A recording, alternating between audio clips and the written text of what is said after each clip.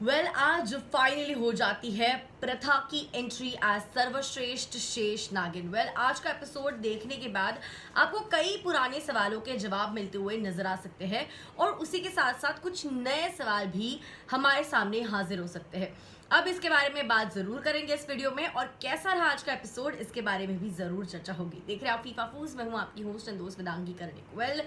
जब से ये शो शुरू हुआ है तब से जो है फैंस बस इसी चीज का वेट कर रहे थे कि आखिर हम कब देखने वाले हैं प्रथा को, यानी तेजस्वी को एज सर्वश्रेष्ठ शेष नागिन। अभी तक महक को शेष नागिन, नीली नागिन हम देख रहे थे उन्हें, और बस इसी चीज का इंतजार था कि कब आखिर नागिन रूप जो है प्रथा का सामने आने वाला है। पिछले हफ्ते संडे के एपिसोड में हमें एक छोटी सी झलक एंड में दिखाई दी थी कि किस तरीके से जो है अपने खुद के होने वाले ससुर जी के ऊपर अटैक करने चली जाती है शेष नागिन यानी कि प्रथा। एपिसोड वही खत्म होता है और आज के एपिसोड की शुरुआत भी कुछ उसी तरह होती है कि नीली नागिन को जो है उसे मारने के लिए प्रथा के होने वाले ससुर जी यानी कि ऋषभ एंड रितेश यानी रिट्स के पिताजी जाते हैं, बिकॉज ही इज एन असुर। वो उन्हें मारने की कोशिश करते हैं। वहां पे प्रथा आ जाती है। प्रथा नागिन का रूप ले लेती है और उनके ऊपर जो है इल्जाम लगाती है कि आपने किस तरीके से देश को बेचने की कोशिश की है। देश को बचाने के लिए, देश को सुरक्षित रखने के लिए कितने लोग अपनी जान की कुर्बानी दे देते हैं ताकि देश सुरक्षित रहे, लेकिन आप जैसे जो असुर है, आप लोगों के वजह से जो है जिन लोगों की अभी तक कुर्बानी गई है वो वेस्ट जा रही है और आप हमारी इस देश में फैला रहे हो। सो इसका अंजाम आपके लिए काफी बुरा होगा और आपकी आज के दिन मौत आ चुकी है। इस तरीके से जो है प्रथा कह के उनके ऊपर अटैक कर देती है। एक बात मुझे बस पसंद नहीं आई आज के एपिसोड में कि इतनी सारी चीजें जिसके बारे में प्रथा कह रही है, लेकिन उसके बावजूद उन्होंने उनका कत्ल नहीं किया, उन्हें जो है नहीं मारा, बस उनके ऊपर अटैक किया। बीच में ऋषभ आ जाता है तो वो अंडरग्राउंड चली जाती है और उसके बाद जो है ऋषभ जैसे ही चला जाता है वहां से, क्योंकि ऋषभ को डाउट होता है कि उनके पिताजी यही कहीं होंगे, मयंक ने यही का रास्ता दिया था, लेकिन बाद में उन्हें लगता है शायद मयंक झूठ बोल रहा है। वहां से चला जाता है क्योंकि शादी का मुहूर्त जो है निकलने वाला है। उसके माँ का फोन आ जाता है, सीमा का फोन आ जाता है, उसकी वजह से वो चले जाते हैं।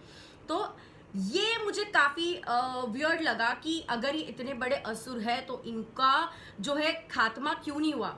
और ये जो नीली नागिन है वो कोई और नहीं बल्कि बड़ी बहन है शेष नागिन प्रथा की।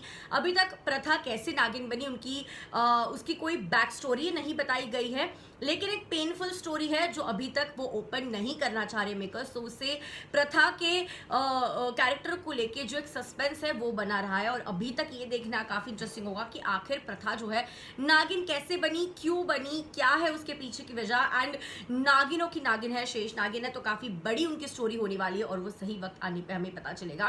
ये भी एक पॉइंट है कि ठीक है, अगर वो उनके ससुर जी अगर वही के वही मर जाते तो फिर कैसे होता, because he has been seen as a big villain.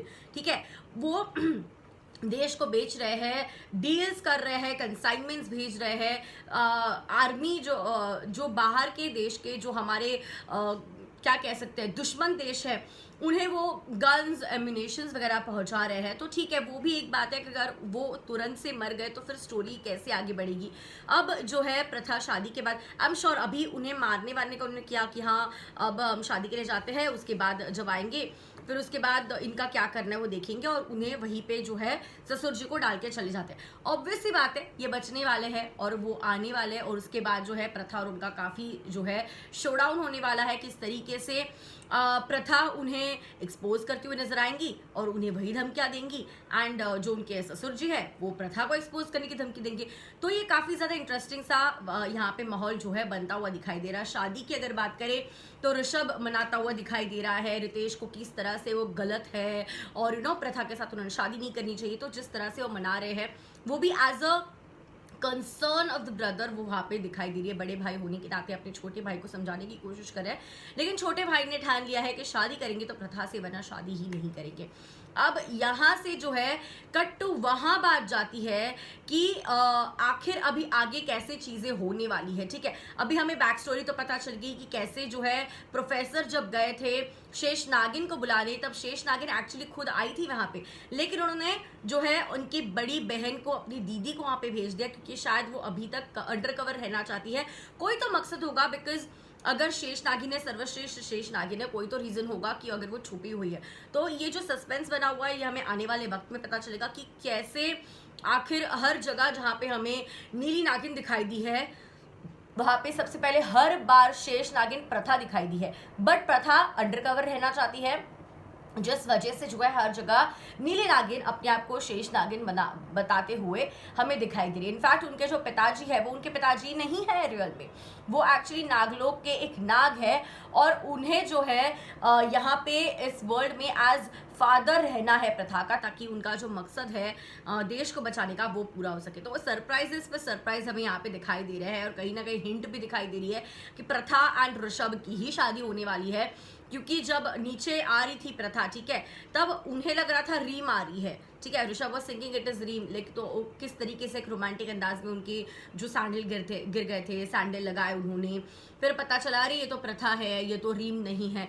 तो ये सारी एक सारा माहौल जो है कहीं ना कहीं बनता हुआ नजर आ रहा है कि एंड गेम जो है यहाँ पे होने वाला है ऑब्वियसली प्रथा एंड ऋषभ का, और शादी भी ऐसे होती हुए नजर आ सकती है कि ऋषभ ने हर एक चीज ट्राई कर ली मनाने की, लेकिन रितेश जो है, रिट्स जो है बिल्कुल भी मान नहीं रहे। इसीलिए लास्ट रिजॉर्ट के चलते अगर आप देखें इन दोनों ने ही सेम कलर की शेरवानी, सेम पैटर्न्स, हर एक चीज हेड टू टो सेम है, दोनों के पास हाइट में डिफरेंस है। तो कहीं ना कहीं मंडप में जो है हर बार एकता की बहुएं बदली है, जो लीडिंग लेडीज है नागिन स्वॉप हो गई है, नागिन इंसान से स्वॉप हो गई। तो यहाँ पे जो है हमें पक्का दिखाई देने वाला है कि प्रथा के बाजू में रितेश नहीं बल्कि ऋषभ आ जाएंगे अपने भाई को, अपने छोटे भाई को प्रथा से बचाने के लिए, क्योंकि उन्हें प्रथा पे काफी शक है। तो वो अपने आप को रितेश की जगह से एक्सचेंज कर लेंगे और शादी उनकी होने वाली है प्रथा के साथ। उसके बाद रीम का क्या होगा ये भी देखना काफी इंटरेस्टिंग होगा, क्योंकि Reem basically she is a very good person, मतलब अभी तक तो उन्हें नेगेटिव लाइट में नहीं दिखाया गया है।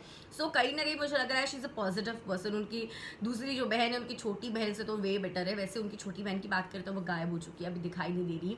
अब यहाँ पे जो है काफी इंटरेस्टिंग रहेगा कल का एपिसोड देखना कि किस तरीके से जो है शादी वाला जो माहौल है वो बन जाता है, शादी का फाइनली टाइम आ जाता है, और शादी आखिर किस तरीके से और कैसे होने वाली है प्रथा एंड ऋषभ की। क्योंकि आज सेहरा भी लग चुका है, जो दादी है उन्होंने लगा दिया है सेहरा, इसके वजह से दोनों का चेहरा जो है लड़कों का नजर नहीं आने वाला है।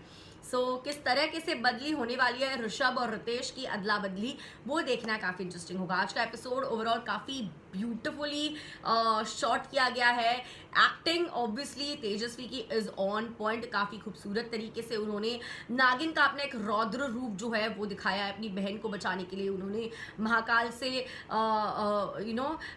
प्लीड किया है, उन्होंने महामृत्युंजय जप पढ़ा है, जिसकी वजह से उनकी बहन को जीवनदान मिला। उनकी जो ताकत महाशिवरात्रि की वजह से जो कम हो गई वो कहीं ना कहीं बढ़ती हुई नजर आई, लेकिन उसके बाद जो है कंप्लीटली प्रथा वीक हो जाती है। उनकी बहन उन्हें संभालती है और कहती है कुछ भी करके आपको ये शादी करनी होगी, क्योंकि इस घर में कई सारे असुर हैं, असुरों के बारे में पता चलने के लिए आपको यहाँ पे शादी करनी होगी। अब यहाँ पे ऐसा भी लग रहा है कि कहीं ना कहीं प्रथा का एक पास्ट भी रहा होगा, क्योंकि उन्होंने कहा था कि तुम्हारे सपनों का क्या, तुम्हारे ड्रीम्स का क्या, जो तुम अपनी लाइफ में करना चाहती हो उसका क्या। ये उनकी बड़ी बहन यानी नीली नागिन ने कहा हुआ है। तो वो कहती है यहाँ पे प्रथा की नहीं, मेरी ड्यूटी मेरे देश के टूवर्ड्स है, तो अगर यही रास्ता शिव जी ने मेरे लिए चुना है तो यही रास्ता सही, महादेव ने अगर यही रास्ता चुना है तो मैं यही रास्ता जो है अपनाने वाली हूँ। तो काफ़ी इंटरेस्टिंग रहेगा कि आगे क्या होने वाला, क्या कौन से नए ट्विस्ट आने वाले एकता कपूर के नागिन 6 पे।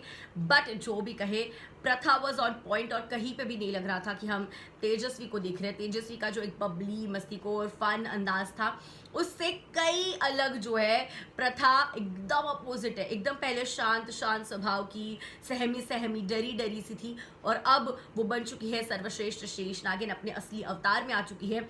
तो एक पोल्स अपार्ट जो है उन्होंने एक्टिंग किया। और ऐसा अगर कोई आज का एपिसोड सिर्फ देखे और पहले का एपिसोड नहीं देखे होंगे तब उन्हें लगेगा ओ माय गॉड ये प्रथा है, क्योंकि जिस तरीके के उन्होंने लोगों को कन्विंसिंग किया एक्टिंग से इतना कन्विंस कर दिया था कि मैं तो सहमी सी, भोली सी, भाली सी, बेचारी सी लड़की हूँ, लेकिन बाद में जो उनका रौद्र रूप आ जाता है वो देख के कोई भी नहीं कह सकता भाई ये सेम पर्सन है। तो तेजस्वी की एक्टिंग की दाद तो जरूर देनी पड़ेगी। आपको क्या है कहना about this, let me know in the comment section. आज का एपिसोड आपको कैसा लगा, कितने एक्साइटेड हो आप देखने के लिए कि आखिर प्रथा ऋषभ की, प्रारुष की शादी कैसी होती है, और आपके क्या है प्रोडिक्शंस कल के एपिसोड के बारे में, ये भी लिखना मत भूलिए। कैसा लगा आपको आज का एपिसोड, ये भी नीचे कमेंट सेक्शन में बताइए। आई सी यू गाइस सून, तब तक के लिए बाय बाय, टेक केयर।